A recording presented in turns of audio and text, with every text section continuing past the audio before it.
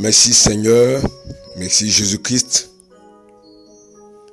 Nous bénissons le nom du Seigneur. Shalom. Que la grâce du Seigneur repose sur chacun de vous. Nous sommes heureux d'être dans la présence du Seigneur. Nous bénissons le Seigneur pour cette occasion qu'il nous donne aujourd'hui encore de partager sa parole. Que son nom soit élevé. Nous sommes infiniment reconnaissants à notre Dieu. Il est celui qui essuie les larmes. Notre Dieu est celui qui a essuyé les larmes de Anne, la mère de Samuel. Elle a longtemps prié pour avoir un fils. Et Dieu lui a fait grâce d'avoir un fils. Je veux profiter de l'occasion pour dire à quelqu'un que continuons d'insister dans la prière parce que il est écrit dans la parole que celui qui persévérera jusqu'à la fin sera sauvé. Donc si tu persévères dans ta prière, tu auras le salut, tu auras l'exaucement à la gloire du Seigneur. Amen. Nous allons partager la parole du Seigneur. Notre sujet aujourd'hui, c'est les signes de la fin des temps. Et pour cela, nous allons lire quelques versets avant d'aller plus loin. Les signes de la fin des temps. Je veux bénir le Seigneur pour cette occasion qu'il nous donne. Nous allons lire deux textes d'abord pour commencer.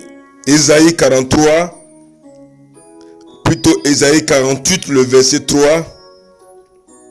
Il est écrit ceci. Dès longtemps, j'ai fait les premières prédictions. Elles sont sorties de ma bouche et je les ai publiées. Soudain, j'ai agi et elles se sont accomplies. Amen. C'est Dieu qui a fait des premières prédictions et c'est Dieu qui prédit. Et quand Dieu prédit, ce qu'il a prédit s'accomplit avec exactitude parce qu'il est Dieu. Et ses paroles sont oui et amen. Il n'est pas un fils d'homme pour mentir. Notre deuxième texte se trouve dans le livre de 1 Pierre, chapitre 4, verset 7. Nous allons lire la parole encore. Il est écrit ceci. La fin de toutes choses est proche. Soyez donc sages et sobres pour vaquer à la prière. Amen. Nous allons prier le Seigneur pour la parole. Père, merci pour ta parole. Tu veux que ces instants, nous puissions partager ta parole. Je prie que le Saint-Esprit nous conduise. Que le Saint-Esprit nous dirige. Et que tous ceux qui vont écouter cette parole soient éclairés, soient édifiés, soient bénis, soient guéris, soient restaurés par ta puissance et par ta grâce au nom de Jésus. Et que tout blocage, tout obstacle à l'entendement de ta parole soit détruit au nom de Jésus. Donne-nous de comprendre cette parole. Donne-nous de la véhiculer selon ta grâce et ta sagesse. Au nom puissant de Jésus. Amen. Donc, nous avons dit tout à l'heure que notre sujet, c'est les signes de la fin des temps. Fin des temps a pour synonyme aussi la fin du monde. La fin des temps comme la fin de l'humanité. La fin des temps comme la fin de cycle de création. Fin de temps aussi comme interruption des temps, cessation des temps. Amen. Donc, cette fin de temps, selon la parole du Seigneur, a été annoncée d'avance par plusieurs hommes de Dieu dans l'Ancien Testament comme dans le Nouveau Testament. Ils ont annoncé chacun pour sa part, selon la sagesse et la pensée du Seigneur, la fin de l'humanité, la fin du monde, la fin d'un cycle, la fin d'un processus, afin que après cette fin, nous entrons dans une autre phase de l'accomplissement de la parole de Dieu. Daniel, par exemple, dans Daniel chapitre 8, verset 19, à la fin du verset, a dit qu'il y a un temps marqué pour la fin. Amen. Il y a un temps marqué pour la fin. Jésus-Christ, lui-même, notre Seigneur et Sauveur, le Dieu qui peut faire toutes choses par sa grâce, le Fils du Dieu vivant, dans toute sa gloire, pendant qu'il était encore dans sa mission terrestre, nous a instruit dans Matthieu chapitre 13, verset 40 et verset 49. Nous lisons Matthieu chapitre 13, verset 40, il est écrit ceci. Or, comme on arrache l'ivraie et qu'on la jette au feu, il en sera de même à la fin du monde. Vous voyez un peu, la parole est relâchée. Jésus-Christ même parle de la fin du monde. Au verset 49, il dit, il en sera de même à la fin du monde. Les anges viendront séparer les méchants d'avec les justes. Il va renchérir au verset 20 du chapitre 28. Il a dit que je suis avec vous tous les jours jusqu'à la fin du monde. Après Jésus, l'apôtre Pierre en a parlé dans Actes chapitre 2 verset 17 quand il reprenait la prophétie de Joël. Dans Joël chapitre 2 verset 28, Joël a dit que Dieu disait que je répandrai de mon esprit sur toute chair. Vos fils et vos filles prophétiseront. Vos jeunes gens auront des visions et vos vieillards auront des songes. Quand l'apôtre Pierre reprenait cette prophétie de Joël, il a ajouté la mention dans les derniers jours. Dans les derniers jours. Ça veut dire qu'à leur époque, nous sommes entrés dans la phase des derniers jours. Mais maintenant, les derniers jours sont encore plus proches que hier, quand les apôtres parlaient. Quand l'apôtre Paul même parlait dans 1 Timothée chapitre 4 verset 1, il dit que mais l'Esprit dit expressément que dans les derniers temps, quelques-uns abandonneront la foi pour s'attacher à des doctrines, à des esprits séducteurs et à des doctrines des démons. Donc quand les apôtres parlaient, je parie que certaines personnes ont pensé que peut-être cela se produit dans les années qui suivaient, ou peut-être dans 10 ans, dans 100 ans. Mais on se rend compte que après qu'ils aient parlé, nous sommes arrivés aujourd'hui à 2020 après. Ça veut dire que les temps dans lesquels ils avaient annoncé les derniers temps n'étaient pas pour leur époque en tant que tel, mais c'était pour notre époque. Oui, bien aimé. Notre époque, le temps dans lequel nous sommes, toi et moi, toi qui m'écoutes, est l'époque de la fin des temps. Oui, c'est véritablement l'époque de la fin des temps. Il faut que tu le saches, afin que tu sois situé vis-à-vis de la parole du Seigneur. Si Daniel en a dit, en a parlé pour dire qu'il y a un temps marqué, il y a un temps marqué pour la fin. Jésus-Christ en a parlé, l'apôtre Pierre en a parlé dans Actes 2, 17, même dans 1 Pierre chapitre 4, verset 7. Et Paul en parle dans 1 Timothée 4, 1. Effectivement, notre époque est l'époque de la fin. Mais regardez un peu, dans Apocalypse chapitre 12, verset 12 que nous lisons, il y a quelque chose de très frappant, il y a quelque chose de très intéressant. qui va nous interpeller encore plus à comprendre que le temps dans lequel nous sommes est le temps de la fin. C'est le temps de la fin annoncé par les prophètes, annoncé par les apôtres, annoncé par le Seigneur Jésus-Christ, annoncé afin que nous qui sommes parvenus à ces temps, nos yeux s'ouvrent.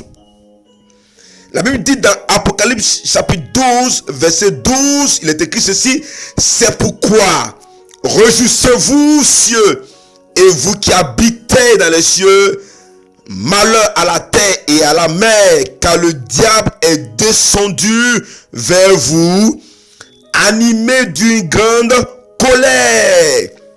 Pourquoi?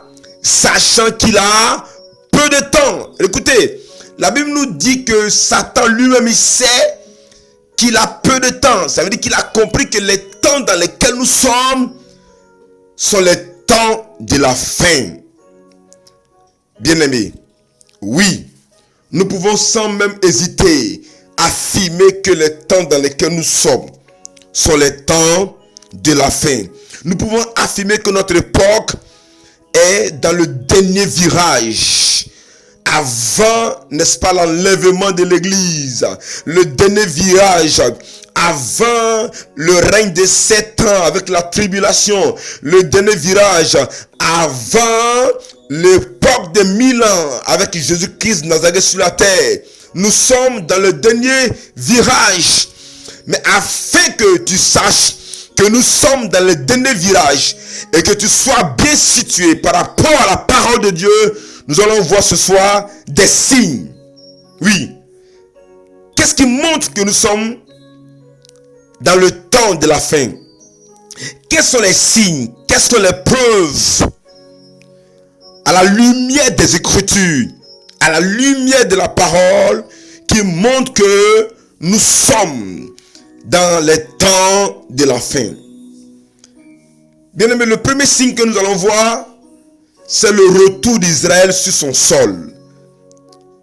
Après plus de 1500 ans d'exil, Israël se retrouve enfin sur son sol.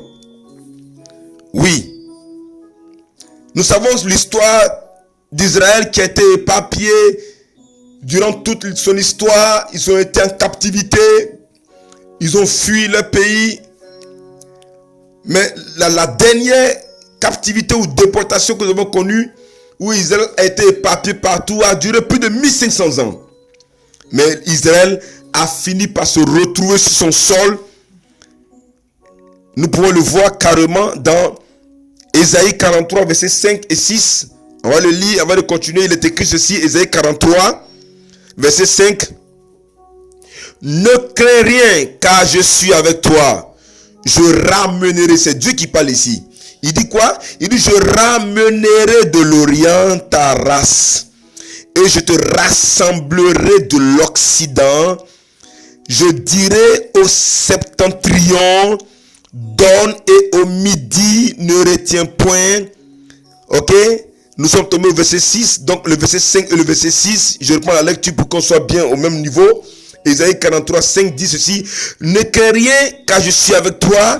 Je ramènerai. Vous avez Dieu ce qu'il dit? Dieu dit, il dit qu'il va ramener. Je ramènerai de l'Orient ta race, et je te rassemblerai de l'Occident. Verset 6. Je dirai au septentrion, donne, et au midi, ne retiens point. Fais venir mes fils des pays lointains et mes filles de l'extrémité de la terre. Donc Dieu a prévu ramener tous les Juifs, tous les Israélites des 4 coins du monde afin qu'ils reviennent sur leur sol. Et cela s'est produit jusqu'à la création, à la naissance de l'État d'Israël en 1948. Jésus en a dit que quand vous voyez le figuier, sachez réellement que la moisson est proche. En 1967, après la guerre de 6 jours, Israël a réussi à frapper les ennemis et ils sont entrés en possession de Jérusalem. Jérusalem qui leur avait été arraché depuis des milliers, des centaines d'années.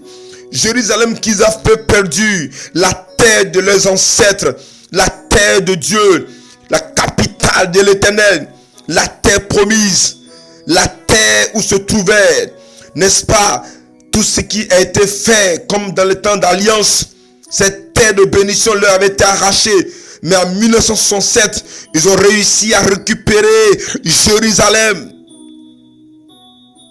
afin que s'accomplisse ce qui avait été dit. En 2019, nous avons constaté devant tous ici que la capitale est passée de Tel Aviv à Jérusalem.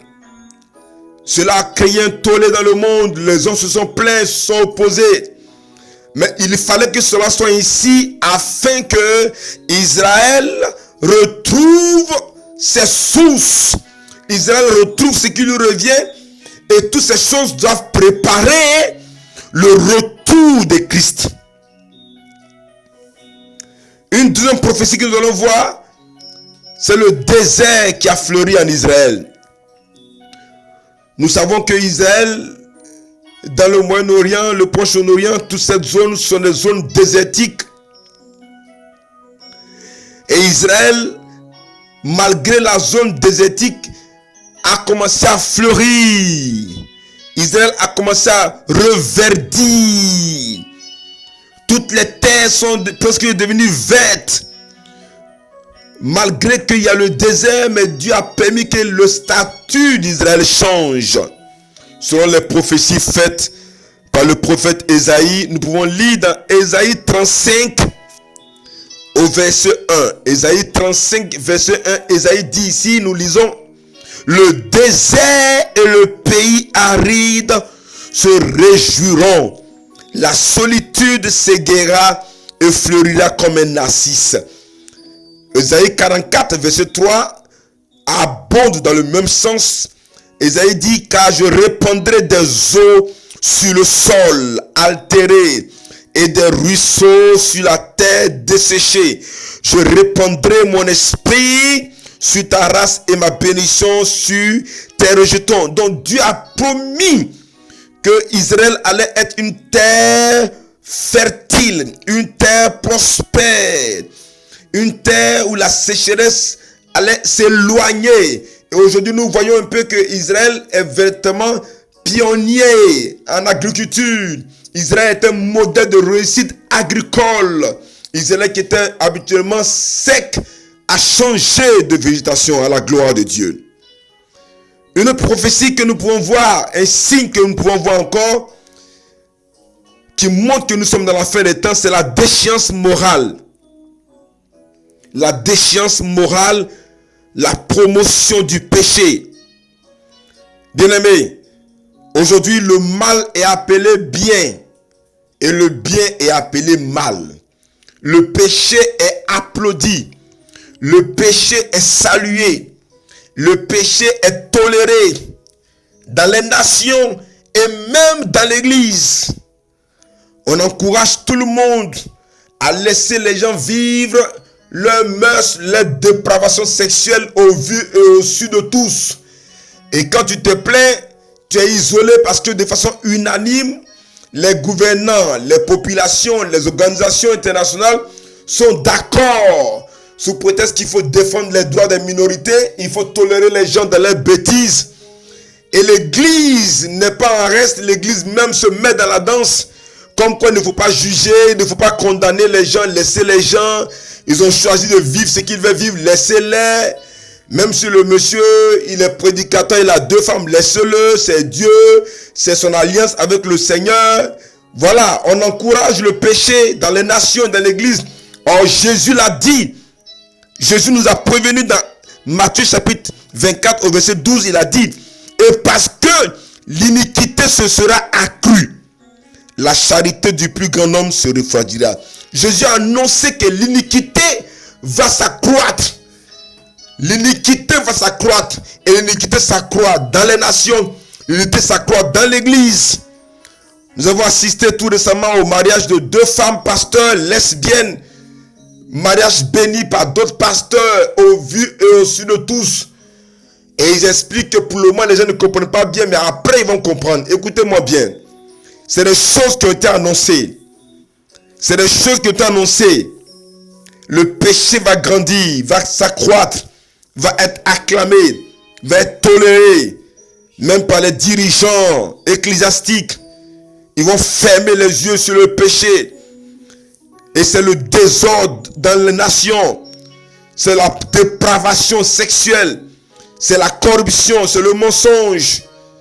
C'est le meurtre. C'est l'injustice partout, même dans l'église. C'est des choses qui ont été annoncées pour montrer que nous sommes dans la fin des temps.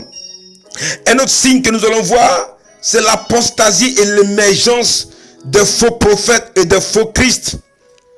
L'apôtre Paul l'a dit carrément, nous l'avons vu dans 1 Timothée 4, 1, il dit, mais l'Esprit dit expressément que dans les derniers temps, quelques-uns abandonneront la foi pour s'attacher à des esprits séducteurs et à des doctrines de démons.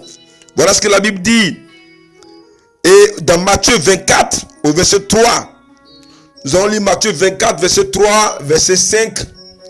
Et nous allons lire aussi le verset 24. Qu'est-ce qu'il est écrit dans Matthieu 24, verset 3?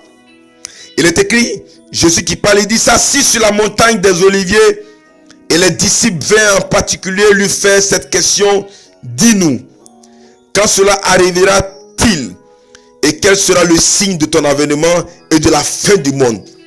Il dit, quel sera le signe de ton avènement et de la fin du monde? Et Jésus qui va parler maintenant au verset 5, il dit, car plusieurs viendront sous mon nom, disant c'est moi qui suis le Christ, et ils séduiront beaucoup de gens.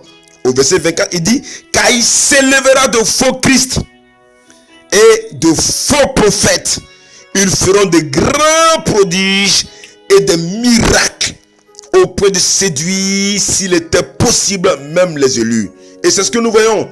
Des faux Christ s'élèvent et des faux prophètes s'élèvent. Ils deviennent de plus en plus nombreux. Et ils font des miracles et des prodiges. Et même des élus sont séduits. De nos jours, nous les voyons partout. Bien-aimés, c'est un signe de la fin des temps. Jésus même l'a dit. Un autre signe que nous pouvons voir encore pour avancer, c'est dans Matthieu 24, verset 22. La Bible parle d'un sujet qui est important. Il s'agit de l'abrégement du temps. Les temps sont raccourcis. Matthieu 24, 22 dit ceci.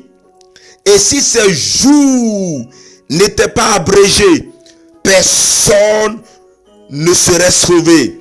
Mais à cause des élus, ces jours seront abrégés.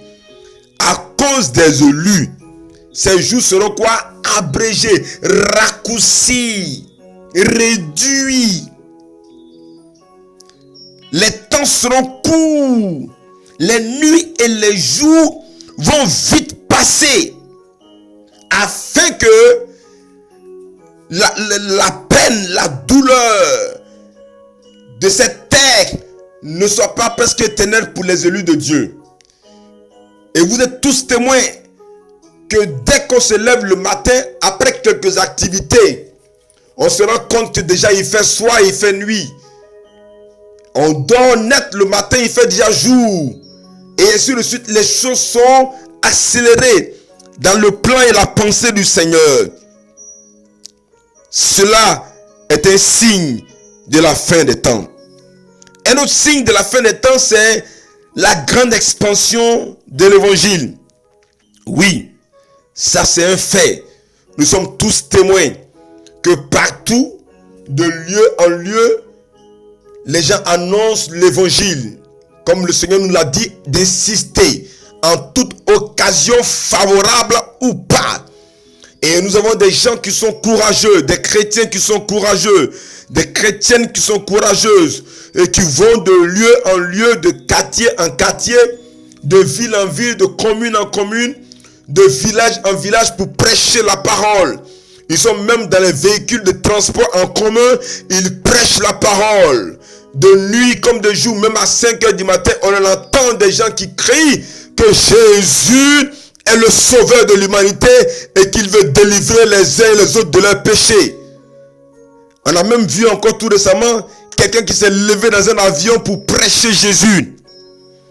Bien-aimé, Jésus l'a dit en Matthieu 24, 14 que cette bonne nouvelle du royaume sera prêchée dans le monde entier. Cette bonne nouvelle du royaume sera prêchée dans le monde entier pour servir de témoignage à toutes les nations. Alors viendra la fin. Avant qu'il y ait la fin totale, cette bonne nouvelle du royaume de Dieu sera prêchée partout, sera prêchée en tout temps, sera prêchée avec tous les moyens pour que des vies soient sauvées. Voilà pourquoi nous voyons que l'évangile arrive partout, même dans les pays arabes, les pays reculés. L'évangile arrive là-bas, des missionnaires partent. Même les réseaux sociaux sont utilisés, Internet est utilisé afin que l'évangile arrive, atteigne ces gens. Et il y a des conversions, comme on le voit, par dizaines, par centaines, par la puissance du Saint-Esprit à la gloire de Dieu. Alléluia. Nous pouvons continuer encore sur un autre signe, non des moindres. La Bible nous dit que il y a des choses qui vont arriver. Aujourd'hui, nous voyons cette situation sanitaire dans laquelle nous sommes, provoquée par le Covid-19. Et le Covid-19 et les passes sanitaires. Des pays ont donné ce thème passe sanitaire. D'autres pays n'ont pas donné de nom en tant que tel. Mais ils appliquent les restrictions. Il s'agit de quoi? Il s'agit d'avoir un vaccin, d'être vacciné et d'avoir les preuves de son vaccin afin d'accéder à des lieux publics. Et si tu n'as pas réellement ce vaccin, tu n'as pas réellement cette autorisation, tu ne pourras pas accéder à ces lieux publics pour des transactions, pour des achats, pour des ventes. Donc vous voyez un peu comment est-ce que les choses sont en train d'être préparées pour l'arrivée de l'Antéchrist. Dans l'Antéchrist, il est à la porte. Il est là, il est à côté. Mais avant qu'il arrive, il y a des signes qui doivent se réaliser. Avant qu'il arrive, il faut une préparation. Il faut une répétition. Il faut l'avant-goût de ce qu'il va accomplir. Parce que la Bible dit dans Apocalypse chapitre 13, nous pouvons le lire au verset 16. Et elle fit que tous, petits et grands, riches et pauvres, libres et esclaves, reçussent une marque sur leur main droite ou sur le front. Et que personne ne put acheter ni vendre sans avoir la marque, le nom de la bête ou le nombre de son nom. Vous voyez un peu? Il reprend le verset 16. Et elle fit que tous petits et grands, vous voyez, on dit petits et grands, riches et pauvres, libres et esclaves, reçussent une marque sur leur main droite ou sur leur front, et que personne, verset 17, que personne ne put acheter ni vendre. Vous voyez comment est-ce que le Seigneur il est précis dans les prédictions? Notre Dieu est précis dans les prédictions. Alléluia. Voilà pourquoi dans notre texte de base, il a annoncé que c'est lui qui annonce les choses en avance. Il dit dès longtemps, Ésaïe 48 verset 3, dès longtemps, j'ai fait les premières prédictions. Elles sont sorties de ma bouche et je les ai publiées soudain. J'ai agi et elles se sont accomplies. Gloire à son Saint-Nom. Oui, gloire à son Saint-Nom. Parce que le Seigneur, il est fidèle. Il est précis. Il est exact dans ses prédictions. Il est exact. Dans Ésaïe 44 au verset 7, il dit, qui a comme moi fait des prédictions? Qui a fait comme lui des prédictions? Et regardez ce qu'il dit. il dit que les gens ne pourront pas acheter ni vendre. Or, c'est des choses qui vont se produire. Mais pour le moment, regardez un peu avec les mesures sanitaires, les mesures strictes, les mesures prises de façon mondiale, de façon unanime dans tous les pays. Les mêmes mesures sont appliquées ensemble pour préparer la mondialisation, pour préparer l'arrivée de l'Antéchrist avec tout son système de une seule religion, une seule nation, un seul gouvernement, une seule monnaie, une seule religion. Mais déjà, c'est le préparatif, c'est l'avant-goût. Voilà pourquoi il nous faut réellement être informés. La dernière chose que nous allons toucher concernant les signes, non des moindres, c'est ce que le Seigneur a dit, qu'il va y avoir des guerres. Il va y avoir des guerres et il va y avoir des bruits de guerre. Les guerres et les bruits de guerre seront répétés. Et vous êtes tous témoins que régulièrement, il y a des bruits de guerre et il y a des guerres. Et de façon répétée. Il ne se passe pas un territoire dans le monde où il n'y a pas de guerre. Là où nous parlons actuellement, il y a la guerre partout. Il y a la guerre dans plusieurs nations. Il y a dans plusieurs territoires. Il y a la guerre en permanence. Et il y a des bruits de guerre. Et la Bible, le Seigneur Jésus a annoncé encore des tremblements de terre à venir. De façon accentuée. De façon accélérée. Et il a même annoncé aussi des pandémies. Et voici aujourd'hui, le Covid-19 est une pandémie. Personne n'aurait cru qu'une pandémie de telle envergure pouvait menacer l'équilibre mondial. C'est des choses que le Seigneur a annoncées afin que nous soyons tous au même niveau d'information. Notre Dieu est puissant. Notre Dieu, il sait toutes choses. Notre Dieu est omniscient. Notre Dieu a annoncé ces choses. Et ces choses sont réalisées et se réalisent au fur et à mesure. C'est vrai qu'il y a plusieurs signes, mais nous avons fait une sélection des signes pertinents afin que chacun réellement sache que c'est le Seigneur, le Tout-Puissant, Créateur des cieux et de la terre, qui a annoncé ces choses d'avance. Merci Jésus. Merci Seigneur Jésus-Christ. Merci parce que tu sais toutes choses et tu révèles ces choses à tes enfants. Et que tes enfants soient informés et que tes enfants marchent en fonction. Gloire à Dieu. Alors le dernier point que nous allons toucher, c'est les leçons à retenir. Bien-aimés, quelles sont les leçons à retenir?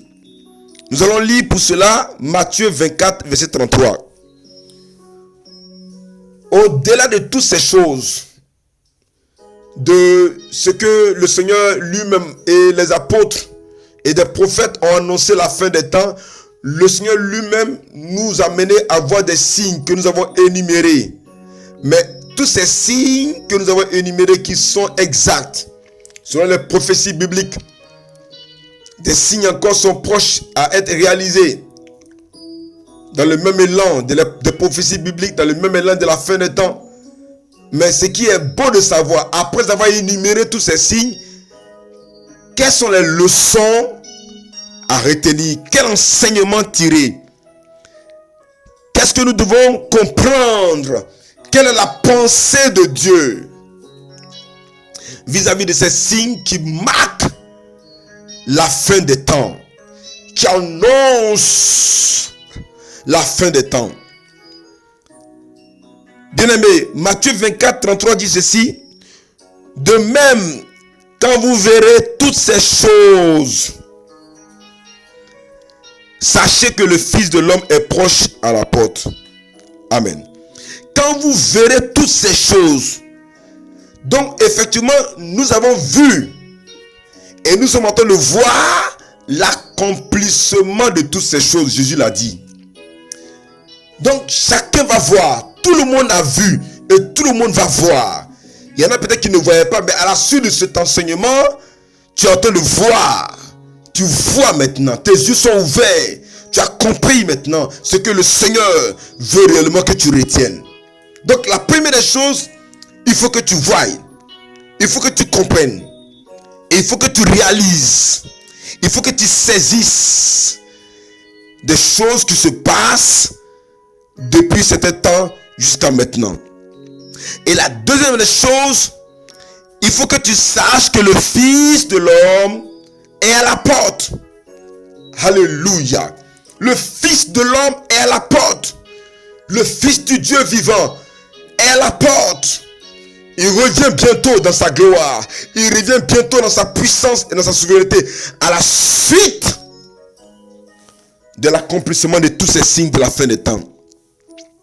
Sachons tous, oui, toi qui m'écoutes, prédicateur, pasteur, prophète, évangéliste, apôtre, docteur, sachons tous, frères et sœurs, diacres, anciens,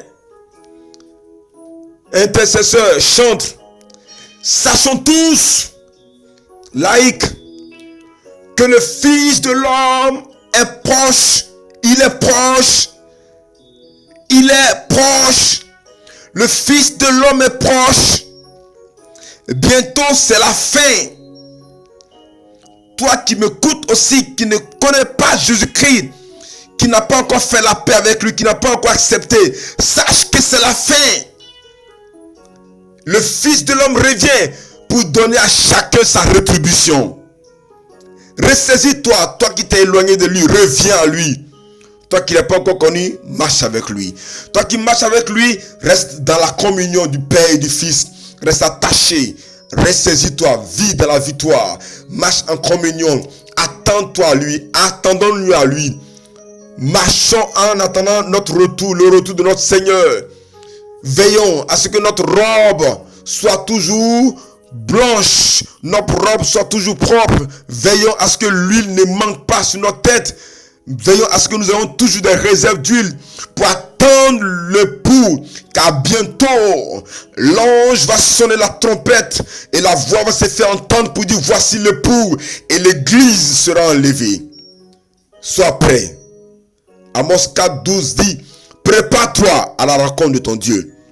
Prépare-toi, oui, prépare-toi. Si tu te prépares à la rencontre de ton Dieu, tu feras partie, selon Apocalypse 9:7, de l'église qui s'est préparée et qui est prête. Tu vas prier le Seigneur. Oui, toi qui t'es éloigné un temps du Seigneur, prie et demande à Dieu de t'aider à revenir sur la voie de la vérité. Toi qui ne connais pas encore le Seigneur Jésus-Christ de Nazareth, l'occasion t'est donnée pour dire Seigneur, je te donne ma vie en ce jour. Je t'accepte comme mon sauveur et mon Seigneur personnel. Merci pour ta parole. Aide-moi à devenir véritable enfant de Dieu et à marcher avec toi. Toi qui es prédicateur, qui n'enseignais pas ces choses, le peuple ne savait pas. Toi-même qui faisais semblant de ne pas savoir ou tu l'ignorais. Prie le Seigneur et demande à Dieu de te pardonner parce que tu as fermé les yeux sur ce sujet. Prie le Seigneur et demande à Dieu de t'aider, de t'équiper, de te donner réellement d'être prêt et de communiquer cette pensée, cette révélation du Seigneur. Prions ensemble le Seigneur et demandons à Dieu de nous aider tous afin que sa grâce et sa faveur se manifestent dans notre vie. Oui, nous verrons encore arriver des signes et ces signes doivent nous amener à savoir que le Fils de l'homme est à la porte. Le Fils de l'homme est à la porte. Prie pour ta vie. Prions ensemble le Seigneur. Prie pour ta vie et demande à Dieu de t'aider. Prie pour ta vie et demande à Dieu de te soutenir.